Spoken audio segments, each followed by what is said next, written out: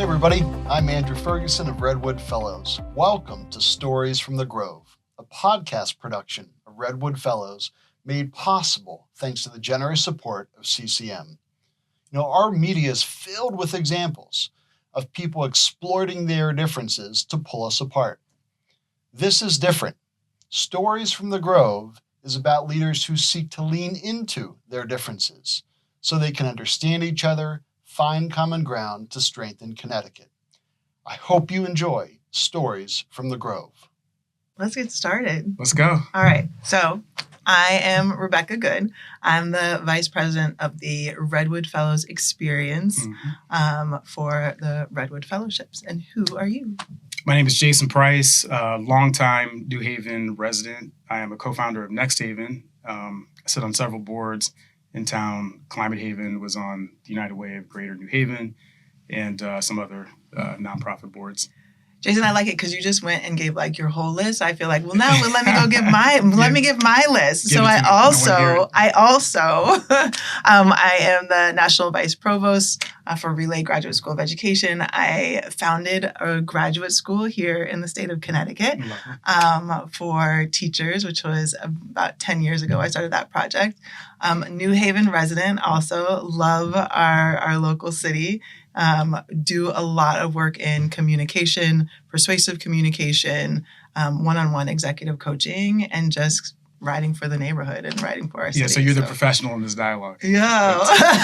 No, it's great to be in conversation. It is. So we're here because we were asked about our leadership stories. Yeah. And thinking about what are the leadership stories that we might not always share or doesn't get as much attention. And I was thinking about you and I, Jason, because our kids went to elementary school together. Yeah.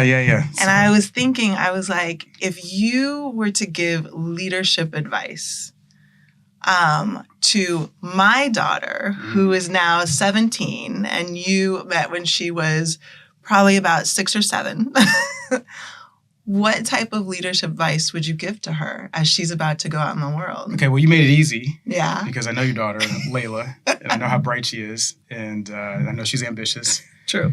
And, if I had to give kind of real advice that, you can't really learn in a book and that you think is, the things that you need to be successful, there are those bits of advice that, you don't know. Yeah. And I remember when I was leaving a job in banking, traditional banking, private equity, to do something entrepreneurial, I got some advice from someone, and he said, you don't know if you're going to like it. And that it resonated more afterwards than before. And what he was saying is that sometimes when you take a leap, the activities that you have to get involved in, what you need to execute are slightly different than maybe what you were trained to do. And so I think the real advice is if you know yourself really well, you know what you're good at, and when you take those leaps, and then you combine that with this idea that you will be doing things that you didn't expect to do. I remember I was, taking vehicles in and out of proper insurance to make sure they were insured. I was, having to have conversations about management at lower levels than I was used to speaking to, but that's what it took. So my advice is, if I had to distill it all, is, talk to your peers, get as much advice as you can, get to know yourself really, really well. Think about all of the things that you're going to have to do that aren't really related to that end goal, which might be making money, helping the community, doing whatever you want to do. And then be, very thoughtful about, are you ready to do those things and if you'll like it? Yeah. That'd be my biggest point of advice. All right, Layla. Make sure you watched at least to this point. Exactly. Yeah. What else? What else you got? What else I have in terms of? Or actually, your sons are incredible. They're going off into the world. They're getting ready to start a new chapter academically, and this is an exciting point. If I were to give your sons advice on leadership from what I've learned, and thinking about this generation, and as an educator, can I give some advice? I want to hear it, and I need it. I really think about relationships in a very different way now for this generation, and how the young people are connecting to one another Okay. and building. People say it's networking, but it's for them, it's really building relationships outside of an echo chamber. Mm-hmm. And how are they making those connections? Because we know if we look back and how we have gotten into positions and how have we had influence, a lot of it can be connected to the relationships that we've had. Right. And a lot of those relationships might have just been made on a casual conversation while you were taking the Metro North into the city. It might have been made over a dinner. Like, really investing in building relationships, your network, and like tending to them. Like, don't let people just like slide by. Like, really tend to those relationships, because I think those are going to be things that are going to benefit any type of academic success, or any, like, you're working really hard. You're going to need those people either to help you on your way, to check you along your way, or to affirm you along your way. Yeah. So. And so I agree with all of that. That's great advice. I spend countless hours talking to my boys about those things. The only thing I would add to that is, again, back to that awareness. I think, our kids go to competitive schools. Yeah. It's stressful. Yeah. They're focused on just achieving. But at the end of the day, we know there's a bigger game that's being played. And that game is related to a lot of what you're talking about, your network, your ability to make relationships.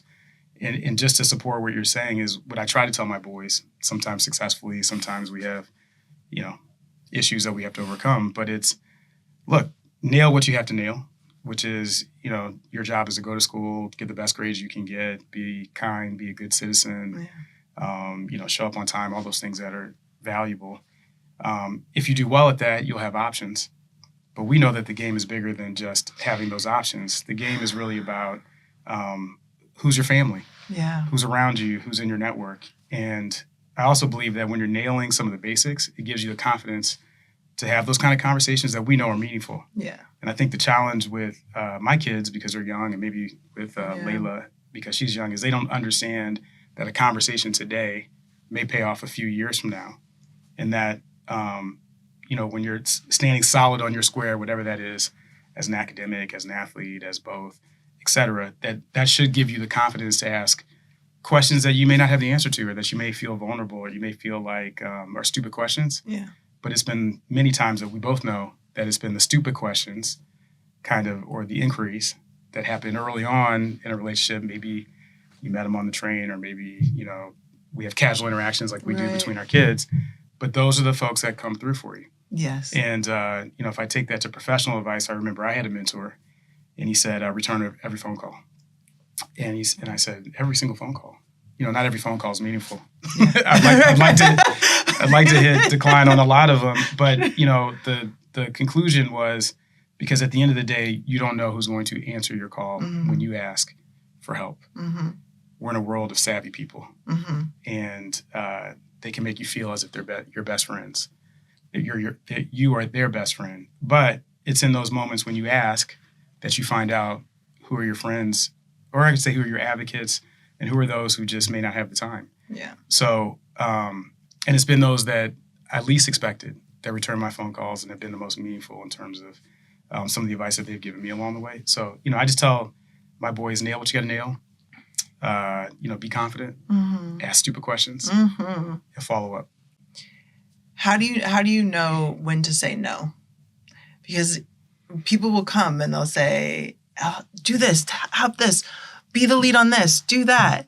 How do you have a no? Is there like a what brings you to? Well, I'm getting better at saying no. I'm a naturally curious person, and I like projects and I like to do things. So I'm inclined to just jump in anyway, even when it's not good for me. I think for me, this is 100% personal. I'm trying to do a better job of really getting to know myself. And I know that sounds kind of weird in your Why is that weird? Middle ages, but just understanding. Why is that weird? That's not weird. I wish more leaders would get to know themselves. Well, how much capacity I have, what I'm passionate about, my own health, my own mental health, my commitment to being a good father and a husband.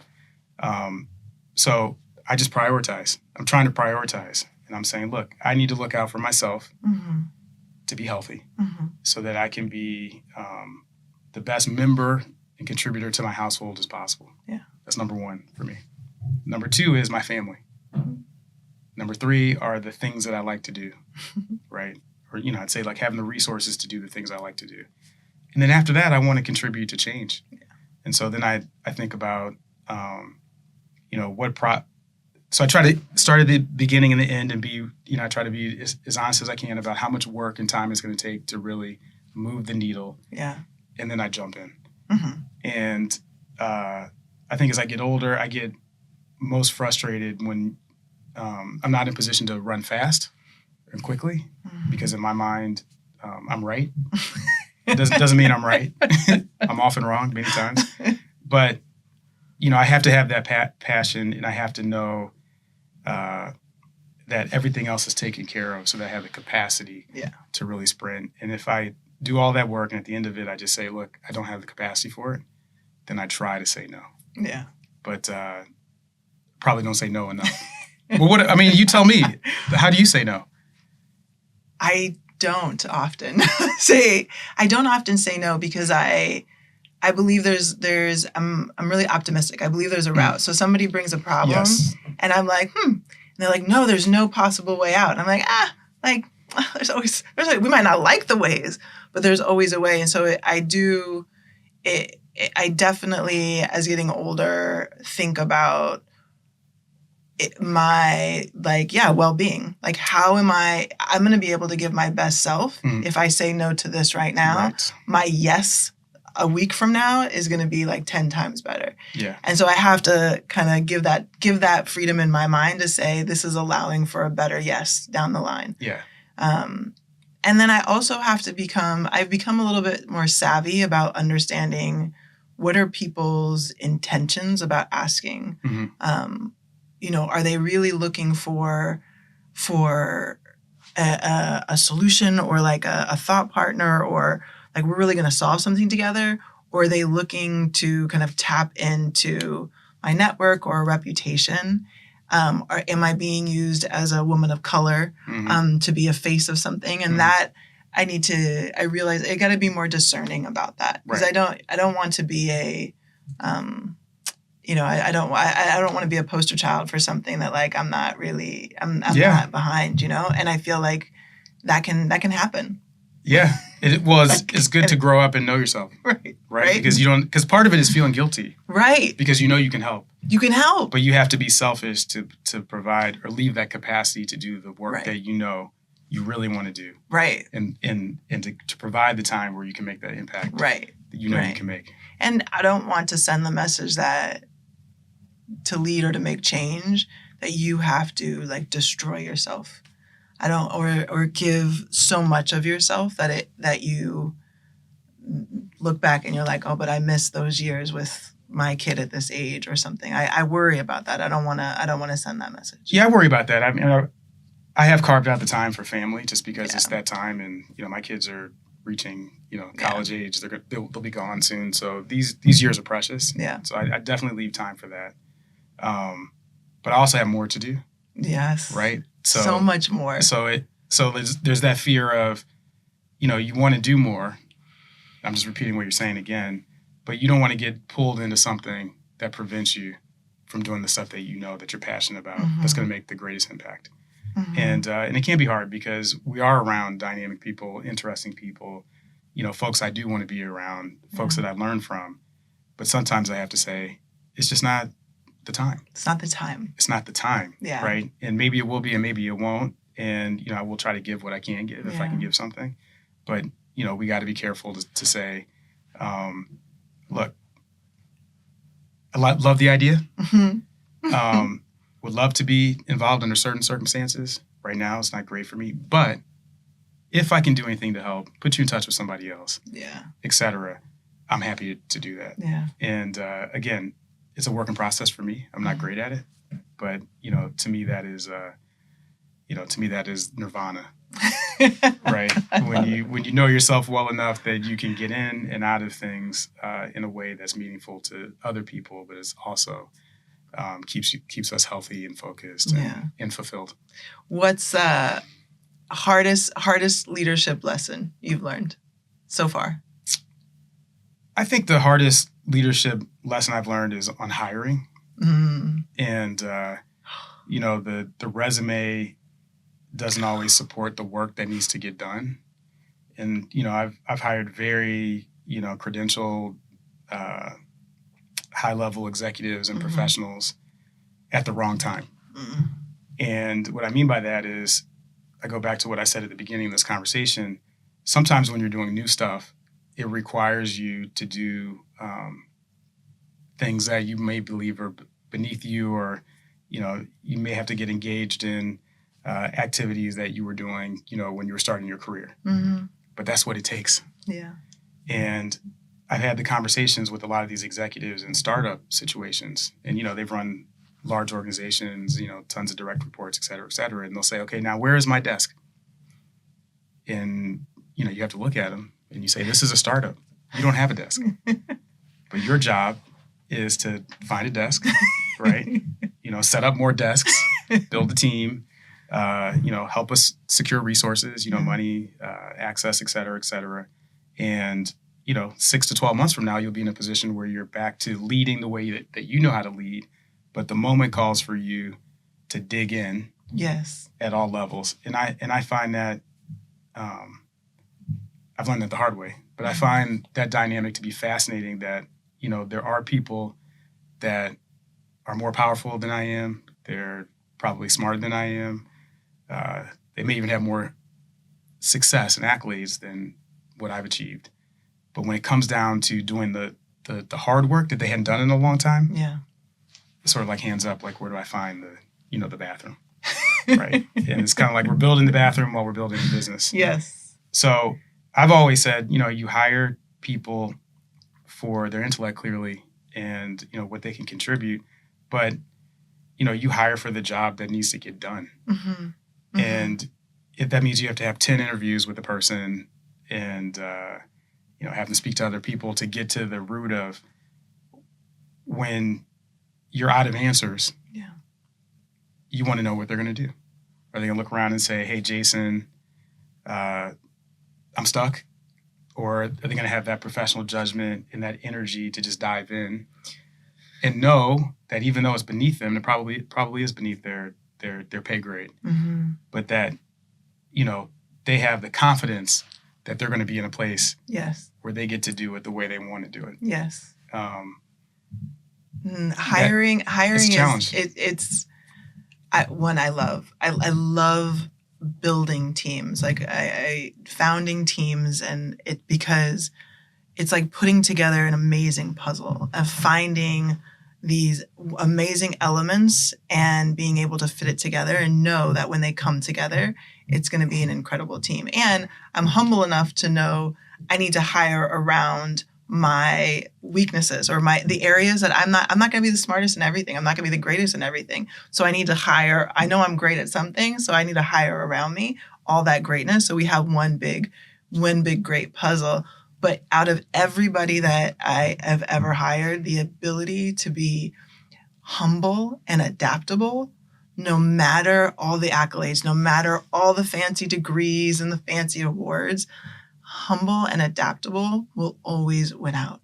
It just is like the key ingredient, in my opinion, for people who I want to work with on a team and who will grow something. No, I agree. And what I always, because we're older now. Yes. So we're constantly mentoring younger entrepreneurs, professionals, leaders, et cetera.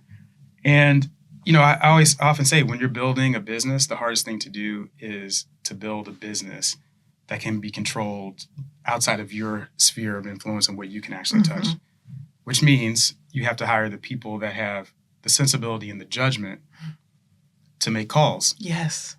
But also know when they're in trouble. Yes. And to reach out. So I've been in situations where, startup organizations were about to run out of money.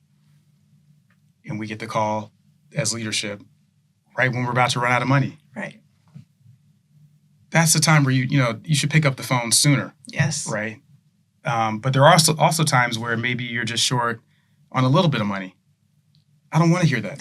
Right. Right? I don't need that call. I need to trust that you'll figure that out. And you can decide, you can discern when that is. So I say, look, I want to hire adults. I want to hire people with judgment. I want to hire folks that have seen enough that they know the difference between I got this and I have a solution. And let me pick up the phone and call my colleagues because we may have a big problem.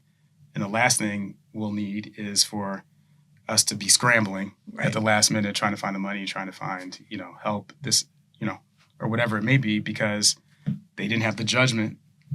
They weren't adult enough to say, I've got a problem, or maybe they weren't confident enough. So, I think in my hiring practice, you said that you like hiring people. I love people. Mm. I like working in teams, Mm-hmm.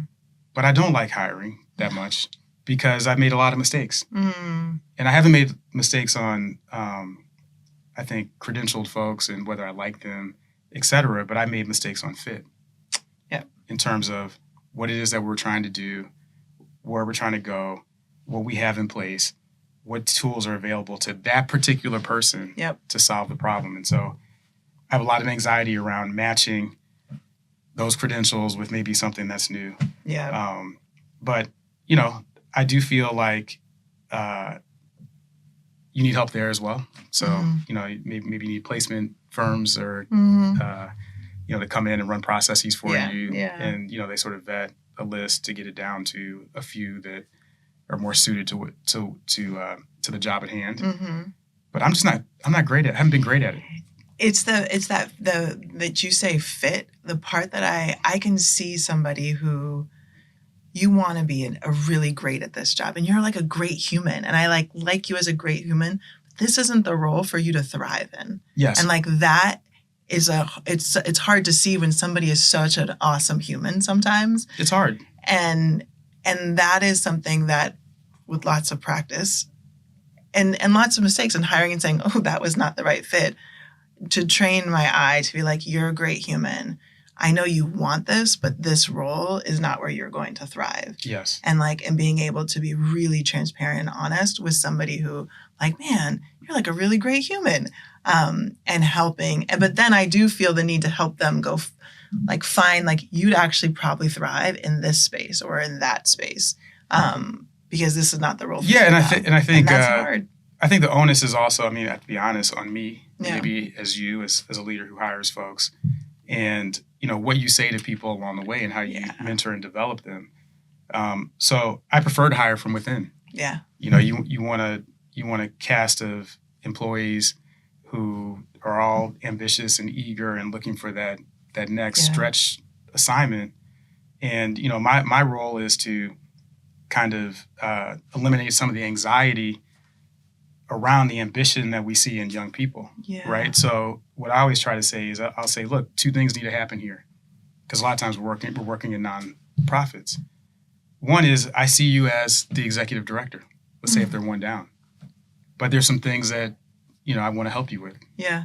And I usually try to put those opportunities in their path. Sometimes it might even be, developing skills and credentials that will just help with the job. Sometimes it might be, like you're saying, is putting them in touch with another mentor who can help them give perspective. And sometimes it is picking them up when they fail. Yeah. But at the same time, if they're not coming along, you do have to hire from the outside. So you have to match this sort of responsibility that we have inside the organization to bring these folks along and make these promises that, to get back to my earlier point, that if it doesn't work here, you will have done enough and seen enough that I can make sure that you're going to end up someplace else. Yeah. So at the end of the day, you want to be able to say, I worked with Jason and his group. I worked on, M&A. I worked on, the balance sheet, the income statement, operations, human resources. And we did all this global stuff that everybody can see. And this is how I'm involved in it. But I have to go. And I want to be in a position to say, congratulations. Yes. Because you actually put in the work. Yes. You did it. You grew. And now you're making more money. You have more responsibility. Just remember that this is your home. Yeah. So I like to get into that cadence Yeah. when you can. I think it's harder when it's a startup. Again, Right. Because there are so many unknowns. There's so many pivots in the startup organization that you have to be ready for. And when you are in those small groups, I call them heavyweight groups in the very beginning, you're tied together by more than just, the work that you're doing and the salary or how much you earn by being there. You know how it is. You're picking up the phone at 9, 10, 11 o'clock, solving problems, about their families. They know if you're not feeling well and if you're upset with your daughter for whatever reason. I'm sure that never happens. But never. But, you're working through some things at home. They are your family, and so then the emotions come in. Yes. And, when folks are eager, if you're not nurturing it, like we're talking about, the whole leadership conversation, it can be toxic. And creating boundaries. And creating boundaries. It's like, yes, you can be all consuming, but there's a way to create, you've got to be able to create boundaries and hold boundaries, or else that toxicity just eats away. Yeah. Or, young people might say, hey, you're casual. Mm-hmm. Yeah, but it doesn't give you permission to be casual. I'm casual because, I'm trying to operate up here. Yeah. At the strategy level, I'm willing to do the work. But I hired you to do something, and let's begin there. Did you get it done? Did you hit the deadline? Did you, were you kind to your colleagues? Were you Let's get the basics covered first. Let's get the basics. Yeah. Or are you in opposition to, the momentum? Or maybe even did get something done and it's all about them. Yeah. And I like to create the environments where, yes, you will get the credit and you get the benefit from a lot of great work, but we do it for the mission. A mission. And we do it for the team. So, I say it as if I have it all figured out. Yeah. I don't. When I went to grad school, got an MBA, a lot of it was technical, right? That's all the stuff I paid attention to. Yeah. How do I make more money, et cetera, et cetera. And then you have these conversations about, organizational behavior and that's my world. Exactly. You and I are we're bookends. Well, I've had the class in power influence, and everybody's kind of, we're young at the time. Everyone is kind of, not paying attention. Right. But what's funny, what we talk about, what I talk about with my friends now that we're 20-something years out of grad school, is the organizational behavior often is dominating the technical skills. Yes. And the reason why is because it often slows them down. It can slow and impede upon the technical skills if your organizational behavior is not one that cultivates the technical skills to thrive. Is that, and everybody's good. Yeah. Right? You go to certain organizations where they hire from the best schools and the smartest people. They're all smart. Yeah. Probably smarter than me. Mm-hmm. But that's not all of it. Right? Once you get beyond I call it eating your spinach. Can you do the spreadsheet? Can you break down, a strategic problem and communicate it in 3 slides and all that other kind of stuff? And, kids go to these Ivy League schools and great schools and learn how to do that. And then it's like, okay, now we can all do that. Now, can you take that meeting that you didn't want to take because it may lead to something? Can you, do you have the judgment to say, I did all the analysis, I'm out of information, but I've seen enough to know that this is a problem or it's not a problem. That's where I'm really, I'm grading you on your ability to do that, not your ability to put a spreadsheet. That's a commodity. Right. You're that's the baseline. Of course they're everywhere. They're in China, they're in India, they're in the United States. I can outsource all of it. But I need somebody who I can say, hey, go down to City Hall, talk to Rebecca. I know you're not in City Hall, but talk to Rebecca about A, B, and C, distill that information, and then make a decision. Yeah. And if to me it's that simple. And if you can't do that, then it's not good for me. It's not good for them. It's not good for the body. Yeah. Well, I'll say that. Okay, this is we won't use New Haven because we know a lot of the people. Yeah, I was going to say, I was our New Haven, but let's use an avatar. An avatar for Haven. So if you're in a city, okay, with kind of these attributes, and you wanted to make kind of big systemic change for the better, to make it more equitable for everybody. Mm-hmm. What are some of the things that you would want to do? Big, small, or indifferent? It's so interesting because you ask that and I'm like, oh, I don't have one thing. Like, I don't have these big things that are not in absence of children. Mm. Everything that I kind of put my mind to is I think about how is this going to be better for kids and for the next generation? Because I don't think that right now, like how we're moving is like great, is great. But I'm like, how can I change the school systems to be better for the next generation? Yeah. Children who are 5 years old right now with housing insecurity or food insecurity, what are we doing so that when they're 10, when they're 15, what needs to happen so that they don't have housing insecurity or food insecurity? And those are the pieces I usually come back to. Who are the people I need to gather in a room? And it's very similar to you, and have the conversation about, hey, there's a problem. There is no reason a city this size, there's no reason our country should have any 5-year-old, any child that is hungry, that doesn't know where to lay their head at night, and doesn't have access to a safe, like socially safe, physically safe, emotionally safe learning environment. And to me, like everything goes towards the children who need that space so that they can take on the next generation. Right. So when you ask that question, I'm like, oh, I only come back to kids. It's the educator in me, right? Like, so what needs to happen to create the conditions for kids to thrive? Right. And what I then jump to in my thinking, I'm like, well, what are the barriers? Who is blocking it so children are not thriving? Yeah. And then I think of, well, what policies in place, what legislation is in place, what city functions are not working right now or putting a barrier to children thriving in our city. Right. I like it. I mean, we all approach problems through our lens. Through our lens. Right. And so I do agree that if the kids are all right, then we're probably all right. All right. And I think that's just a human condition. We're oriented towards safety of our offspring and for ourselves. And then once we take care of that, again, going back to everything we're talking about, then I have enough of myself and I have the capacity to really help others. Right. But again, the central question is, will my kids be safe? Will they have opportunities?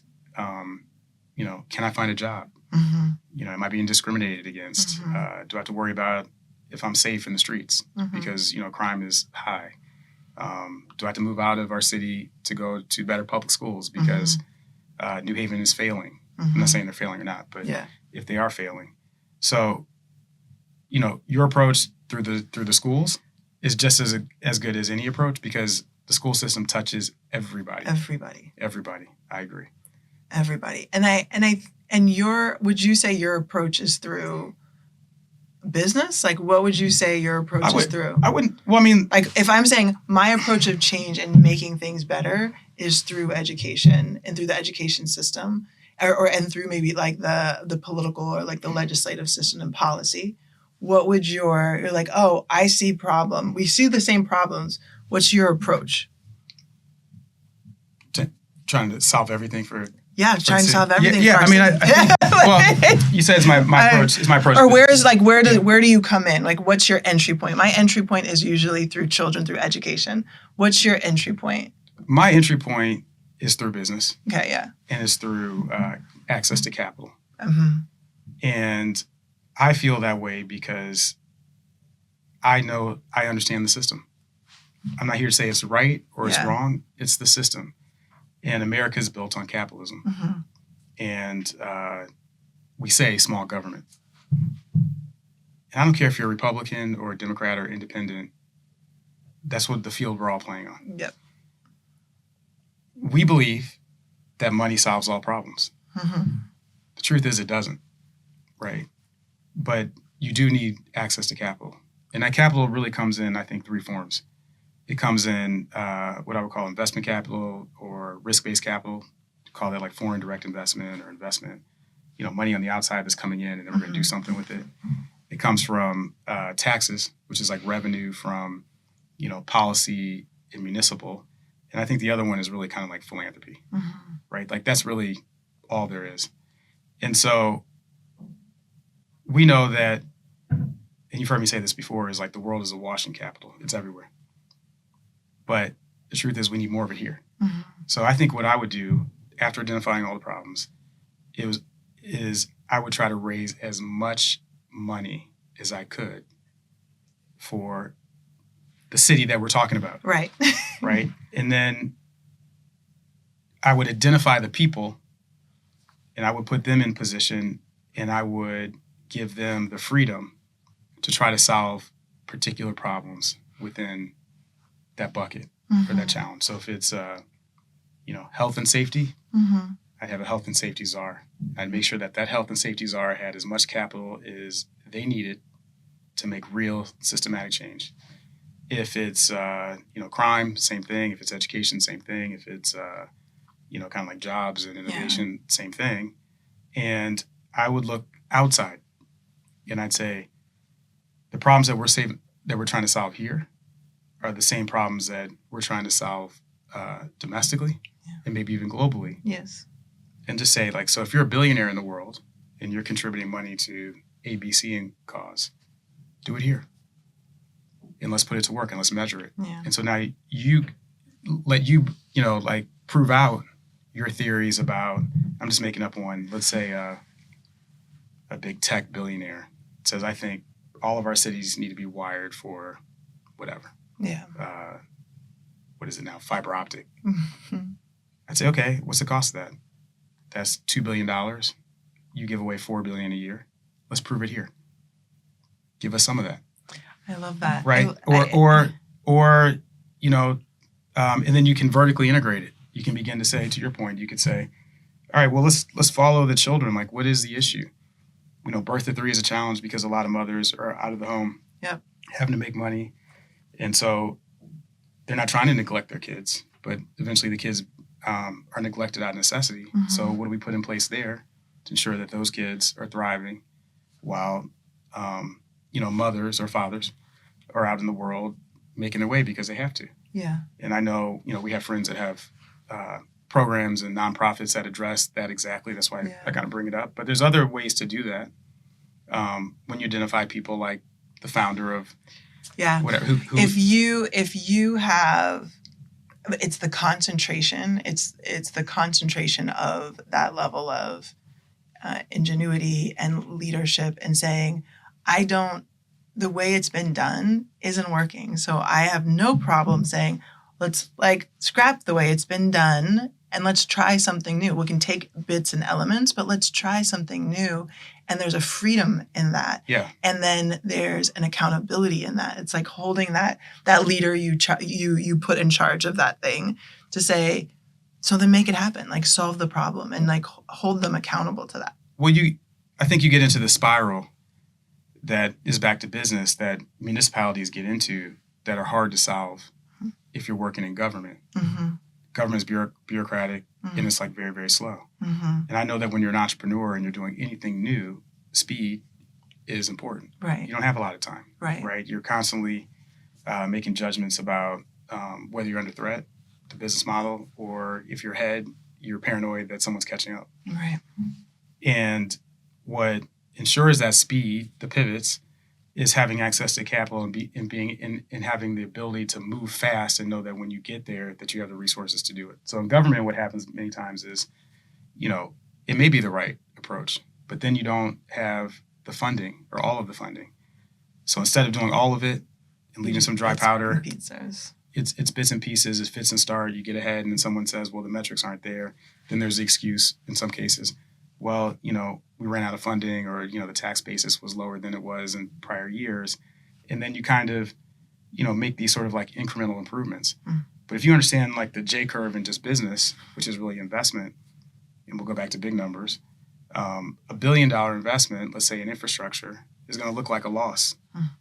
But what we're hoping is that $1 billion generates, $2 or $3 billion worth of value. And then you get into another question: how do you measure that value? How do you measure that value? I know I'm always talking in terms of value because that's the way I think about it as a business person. It's if you're holding me to the income statement today and you don't understand this concept of time value of money, that I'm measuring the return on investment by, let's go back to education, by the number of children who are actually going on to college, the number of children that go on to college and then come back and start businesses or are employed here. Whatever metric is a value metric, which is a direct derivative or is a derivative from the work on the policies and the change, you have to be patient for that. And what I worry about America is that we are going back and forth, right? We're saying, this group wants this, and then we swing this way. And then somebody else takes office, and then we swing that way. But we're kind of going like this in the middle, but we never get these wide, moments of change that we can double down on and say, you know what, this is just better. We rarely get there. Right. And, I think money, I hate to say it, and access to capital is a way to really avoid some of the fits and starts because you have that dry powder, and to put in place everything you would need to put in place to manage the narrative. So when somebody says in year one, after you put in the $1 billion, well, it's not working. Right. Well, it's not supposed to work the first year. Okay, now check with me on the second year. Oh, looks like more kids are graduating. Okay, the third year. And then you look up, and with this measure of value, you can say your $1 billion generated all of this, and it's an insignificant amount of money relative to the money you give away every year, but do it here. So I would do my best to do that, maybe put together some sort of business council, use their network to bring in folks who are already giving. What I always say is they're already giving away the money. Yep. But why not here? Yeah. Okay. And so what's the grand bargain? I don't know. Maybe they say, I want to run it. And I may say, well, that's too much. But that's what I would do. I'd start looking out, right, to expand our pie, to become the model citizen. And I think I would put a lot of money into advertising. Yeah. I'd begin to tell our story. This is who we were. This is where we are today. Here's where we're going. Here's where we're going. And here's what I want you to hold me accountable to. And I would just hammer it. I mean, that's what we need to do just as a state in Connecticut. Like, right? When what's Connecticut's draw? Like, what's like, and maybe coming from California, like there's something about being Californian. If you're from Texas, there's something about being Texan. Well, what's the draw for the state of Connecticut, for people to not just say it is, oh, we're between New York City and Boston. It's like, no, it's like us. Well, it's evolving. I mean, it's a narrative. So if you're in Lower Fairfield County, it's a suburb of New York City. Right. You know that. So it's as long as New York is there, that's always going to be that. Unless we get a fast train. And I mean, not like a, Excella that goes a few miles per hour faster. Like a real bullet train. Right. Then I think that expands for, as long as you're within an hour, let's say, of New York, it's a suburb of New York. But what's the draw to invest in Connecticut? Here's what I'm saying. And so, but then there's a history, right? Yeah. And so the history is, New Haven and Bridgeport could have been, I won't say Boston, but they could have been, Detroit. I mean, it could have amazing. I mean, It could have been a lot. 1831 should have been the first HBCU here in New Haven. It could be a lot. It could be a lot of things. And then if you go up the road to Hartford, we knew that that's a financial center for the world through insurance, some of which has moved down to Stanford, some of which has moved into New York City. So the provenance and the history of Connecticut is you come here to make money and raise your family. Mm. And then we got aerospace and defense, we got all the whatever. So the DNA of what it was is solid. Yeah. Right? It's a solid foundation. But the world has changed. Yeah. So a lot of that manufacturing has left. A lot of the banking has become global, et cetera, et cetera. So jobs are disappearing. So the real question is, so who are we? Well, we're the shoreline. We're like beautiful countryside. We are proximity to New York City. We're proximity to Boston or whatever. We just lean on that. It's quiet. And if you need to get to Boston, you need to get to New York. I think that's what's great about Connecticut is that it sort of is the best of all of it. Mm. I mean, if you get up towards, Mystic, it feels like, it is New England, but it feels like the Cape, Mm-hmm. because you're going into the Cape and it feels like a resort like. It's beautiful in the summer. People come up here to visit and enjoy it. Double down on that. Yeah. If you go up to the corner, Litchfield County, love it up there. Yeah. The hikes and the whatever, own that. And then if you're in, let's say, New Haven and Hartford, etc., to me that's the turnaround strategy. Who do we want to become? So if you're if you're New Haven, let's lean into what we really do have.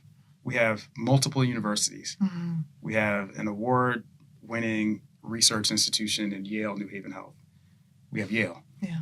We have motivated government who's trying to do things. We have smart people like you who are focused on whatever. And it's not a big city. Mm-hmm. There's not a lot to really. It feels like a lot because there's a lot of money, but there's not a lot to really. One or two big things. Yes. Could change it. One major employer can change the entire dynamics of New Haven if an entrepreneur comes here and they build, the next unicorn. Right. Right. So I think Connecticut needs to be Connecticut, right? Tell our story, our history, let people know what we're doing and where we're headed, and invite people to invest in it.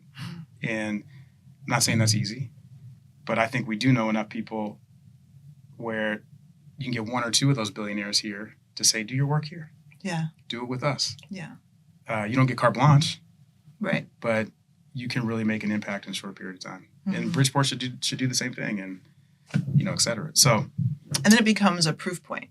Like we become for other states and for other spaces to say, like, this is when you do take a full investment, when you do like create the conditions, these are the conditions that can be created to support community and to make a change in a state, which I think other states, they're always looking at each other. Well, you have to be willing to really break things. Mm-hmm. But if you're going to break them, you have to have the resources to build them back. Yes. And I think what happens with politicians, I've never been a politician, but I worked around politicians, is, they have limited resources. So they have to express what they want to do, knowing that they're not going to be able to get all the way there. Right. And then hope that they've done enough between, in between election cycles to get reelected the next time.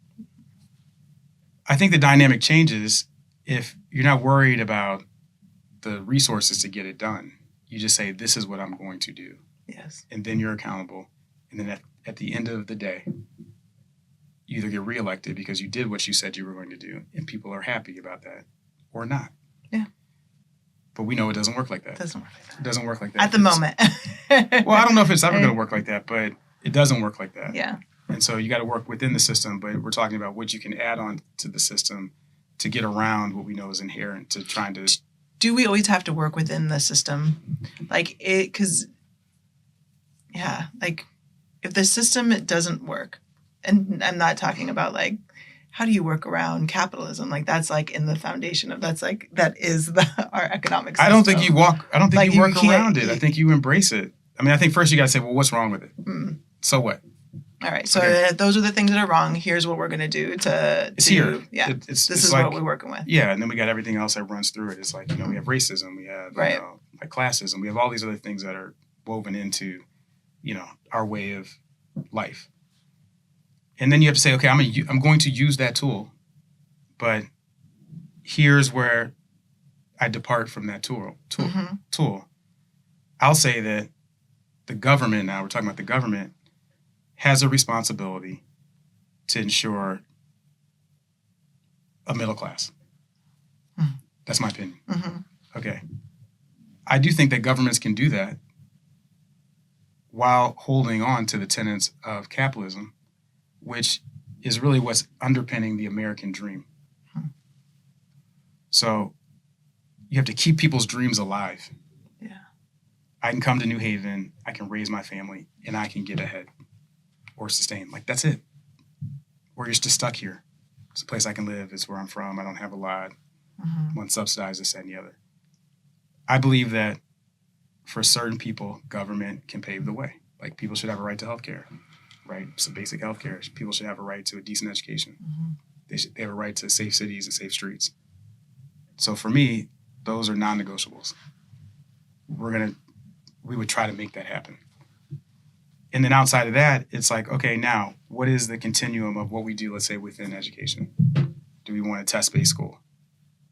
What does that do? Does it keep more people in? Well, it crowds out certain people. Yeah, but it also keeps people here that are great members of our society, but they're driving in from the suburbs because they feel like they can't afford the private schools here and that the schools are failing them. So if we gave them something, now we increase our tax bases.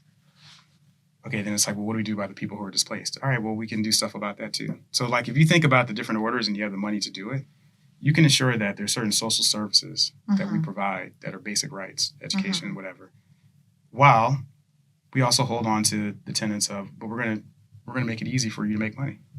We want you to be here so that you can make money because that creates more jobs. So it's that balance between those two things. And yeah, there's gonna be angry groups in the process because you may have to break. I'm not saying break the unions. I'm not saying that, but I'm saying you may have to negotiate with unions and balk on some concessions while you give some concessions. But let's be honest, it's not working. And what you're saying is there is something about having the, I don't know if it's courage to just to say that, to say this isn't working. Yes, it's going to be there's going to be inequity, but like here is how we're going to make things better. Like it's almost saying there's always going to be, things are never going to be like equal. There's always going to be some inequity, but it could be, we could be doing things better than by trying to make everything, and equity is different than equality, recognize that, but trying to lift everybody up at one time is not the path. Well, I don't forward. think you can lift everybody. I think we can lift more people up. Yeah. And that we can have an egalitarian system that's based on the greater good for everybody. Mm-hmm. So I may be a little worse off because I pay higher taxes, but I benefit from that if everybody's doing it because I could use the public schools if I wanted to use the public schools. So I'm willing to make that trade-off, right? Somebody may say whatever the other end of that from their particular station. So if you go with the greater good theory, we're all sacrificing and we're all gaining. There you go. And I think the leaders have to be good or better about just those sound bites. And this is the part I don't understand. I don't understand the lack of honesty in politics, right? And so if somebody says to me, we have a crime problem and we want to reduce crime and crime doesn't go down, I want to know why. Right. Why? Well, we didn't have enough police officers. We didn't have enough equipment. We didn't have enough. You don't think that that's somebody's like personal ego coming into play because there's always well, I need to get reelected and I need to, and yeah. To me, that's like it becomes all about the ego and not about the collective or the like saying, no, just be honest about it. I just hold people accountable. Just people just don't want to admit when something doesn't go right, like, or you don't want to admit when you're wrong, and you're like, just admit it, just own it. Well, I say, so what? So like the so what is, I want to change our immigration policies, and so when I change our immigration policies, we as a country will be X, Y, and Z. Mm-hmm. You're accountable. You said this is what you want. You know what I mean? You know what I mean? Like at the end of the day, it's like it's got to be better, and so we can give time for that. Mm-hmm. But it just has to be better, right? And so I say, okay, so what? And I may not agree, but at least we want to hold folks to the so what. So if I'm making it smaller. If you say New Haven has a crime problem, perceived or real, I'd say, so what are you doing about it? And they would say, okay, I'm doing A, B, and C. And I would say, you're effective or you're not. And then they may say, well, I couldn't do it because I had a great plan, but I didn't have enough money. Okay, let's try to solve that. Mm-hmm. Or if I just had this, I could do this, that, and the other. But I don't want to hear, you should reelect me when I promised I was going to fix something. Right. And there's no signs that it's being fixed. Right. That's the part that fails me. Yeah. And it is all ripe for manipulation through like fake news and social media and now AI. and dupes and all that kind of stuff. So you don't really know what's real, and we're in these echo chambers. But the challenge is to elevate that, right? To say, I don't care what they say. These are the numbers. Right. On both sides. We said crime was going to go down by 10% and it didn't. It went up by 10%. We have a problem. And I want to know we have a problem before we have a big problem. Right. When we're in the yellow, not when we're in the red. And then I want to have enough money and enough people and enough smart people around it to be able to say, okay, now we're going to push on something else because that didn't work. So I like that. So what? Like, all right, so what? Like, what are we going to do about it? And then saying, and if you need help, like, what do you need to get to the so what, like to solve this issue? Yeah, because that's with our kids. They're like, yeah, I got an issue. And right, I'm like, right. okay, so all what? Right, so what? So what? Like, yeah, what are you gonna do about it? Right. So right. What do you you got a bad grade. Right. Okay, Like, so you got the bad grade. So what are we doing differently? Now let's dig into it. You right. didn't study enough. You're in the wrong class. Right. Teacher's mad at you, whatever. So then how do we hold you accountable to like do the things you need so you get a better grade? And if you do those things and you get a better grade, well then like it worked out. And if you don't get a better grade, then it's okay, now what? Now what yeah, and then the permission to, and that's why I do sort of like these what I call, heavyweight teams, outsourced, whatever, is then you want to say, okay, you have the capacity and you have the resources to sprint at this. Mm-hmm. Your job is to fix education. Mm-hmm. And I have your back. At the end of the day, it's going to go up or it's going to go. I mean, the metrics are going to go up in our favor. They're going to go down against us. But remember, we're telling the public, come here because we're making improvements. Yeah. And then we raise the baseline, and then we go from there. And when you have a plan, that's why I said marketing. When you have a plan and you communicate it, everybody knows what they need to do. Mm-hmm. So for education, my education plan is I'm going to do A, B, and C. And I'm looking for, money, a certain kind of teacher, certain kind of resources, certain kind of connection to higher education. And I'm looking for those partners. So then you just go out and you do it. And then you start to measure. Yeah. But without that, you're just what I say, you're marking time. You get paid for being the politician. Mm. And I'm not impressed. Mm-mm. And I'm not talking about any one specific person. I mean, politicians serve and it's a big deal. But, I'm holding them as accountable as I hold myself. Right. Meaning generate results. And if you're not having results, then just tell me. Like that's the piece, like being able to be about results, because that's what I hold myself to.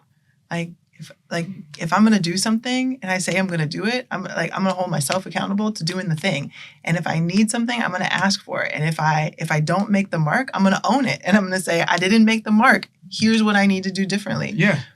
It is very frustrating when, and I expect that of others, but we know that others don't always show up like that. Well, and it's a young, I say it, I mean, I'm not tired, but it's a young person's game, right? I like, it's coming full circle. I like finding the young people with that energy. Mm-hmm. That when you give them the support, they just get it done. They get it done, and they'll figure out ways that I might not. I'm like, I wouldn't have thought of that, but that worked. Yeah, and so my highest and best use, I feel like at least, and I can do some of it still, but is to be that mentor. Yeah. To guide, to listen, and to encourage. Mm. And it's a cliche, but it's, can we find that next generation of activists, mm-hmm. leaders who want to do their work here? Yes. And do we have the resources to support them and put them into our engine and let them do their thing? And the last thing I would say is, and also be okay when they fail. Yeah. Because that's the problem. It's and so if you fail, get up and do it again. Get up. And we have to be, and we have money for it. Yeah. Yes, and we have to say, yes, get up, do it again. Do something else, do it differently. Yes. I'm trying to build a soccer team here. Yes. It's a family affair at this point. I'm determined to make it something that's good for our city. Mm-hmm. So I can leave it to other people who want to run so that when I come back here 20, 30, 40 years from now, it's still kind of doing its thing, maybe in the same form or if not better. But it's going to require me bringing in people who have more energy than I do. Right. I don't know if they have better ideas than that. No, I'm joking. But it's about it's the generational impact that then continues for generations. Exactly. And that is, I think, one of the biggest points of our leadership, and even this conversation today that I'm taking away, is how we are leading the next generation of leaders and how we're guiding them and mentoring them. Because there's much to be done, and they are so primed to do it. Yeah, and we're only called to lead or remain in this position if we deliver. Mm. It's true. It's true. Right? Because I feel like we're a steward of not just the capital, but of the people, of the community, or whatever. We're positioning ourselves as that. That's who we want to be. And I would say we don't deserve to strive if we're losing all the time. Right. But we win most of the time, but I don't win all the time. Mm-hmm. And I've often said, so why do I have to apologize for a failure when I know that capitalism and venture capital and all that kind of stuff is built on a concept of most of you will fail. Yep. But we got to keep letting people fail because we got to get to that person who's going to win, who makes transformational change. And that's a system. That's a ideology. That's a way of life. And that's like getting people to realize, like, this is a place to be. There's enough for you here. Yeah. And we're building it. And come join. With that, we're done. Perfect.